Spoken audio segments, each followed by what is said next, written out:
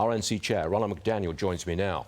Today, Donald Trump surrenders in Atlanta over his election interference charges. Do you think he's stealing your debate thunder?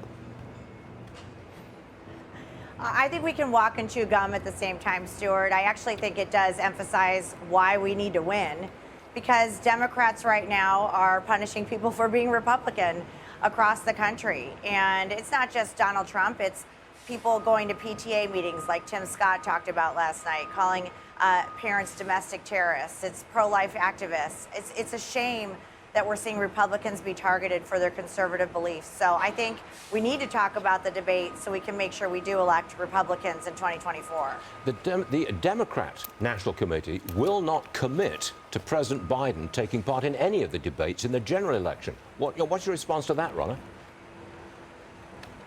I'm not surprised. Biden is hiding. He's hid his whole presidency. He hid through the election of 2020. He doesn't face the American people. The media gives him an off-ramp on that. And I know our candidate, whoever our nominee is going to want to face Biden. They will demand debates, and the American people deserve that.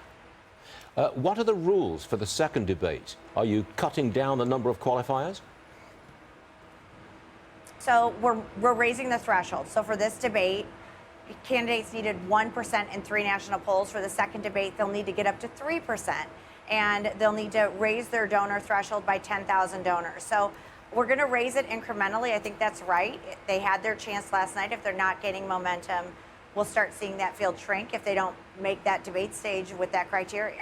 What about the candidates who did not appear on the debate stage last night? They couldn't meet the qualifications. You think they should just drop out? They can make it for California. They can. You know, some of them got in late. Some of them got in July. It's hard to get 1% in national polls when you're getting in late. So when I spoke to each of them and told them they didn't make the criteria, that doesn't mean they're precluded from making the criteria for the next debate in California if they get to that 3% threshold. The one thing that I really liked last night was the audience. I thought that vast crowd, 4,000 or 5,000 people there, I think that really made a difference. Are you going to try to get large audiences in the future? I loved having the audience last night, and I thought the audience was fair to everyone, right? Like everyone got cheers, but when they thought you were stepping out of line, they'd boo you. I loved the audience. It was the largest audience we've ever had for a primary debate. I don't think the Reagan Library will accommodate 5,000 people, right. But I do want to have that type of grassroots engagement. It's good for the grassroots to come in and see these candidates on the stage. And in person, it is different, like a rock concert. It's different in person than it is even on TV. That's for sure. Ronna, thanks very much for joining us this morning. You must be very busy, but we appreciate you taking time for us. All right.